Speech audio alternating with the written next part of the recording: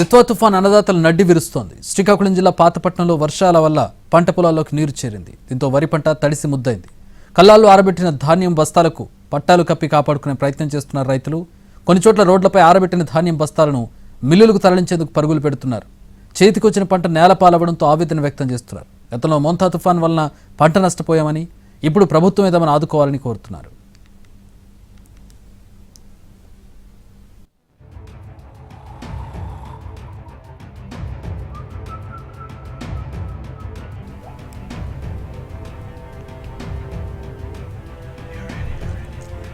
దిత్వా తుఫాన్ అన్నదాతల నడ్డి విరుస్తోంది. శ్రీకాకుళం జిల్లా పాతపట్నంలో వర్షాల వల్ల పంట పొలాల్లోకి నీరు చేరింది. దీంతో వరి పంట తడిసి ముద్దైంది.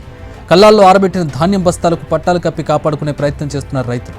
కొన్ని చోట్ల రోడ్లపై ఆరబెట్టిన ధాన్యం బస్తాలను మిల్లులకు తరలించేందుకు పరుగులు పెడుతున్నారు.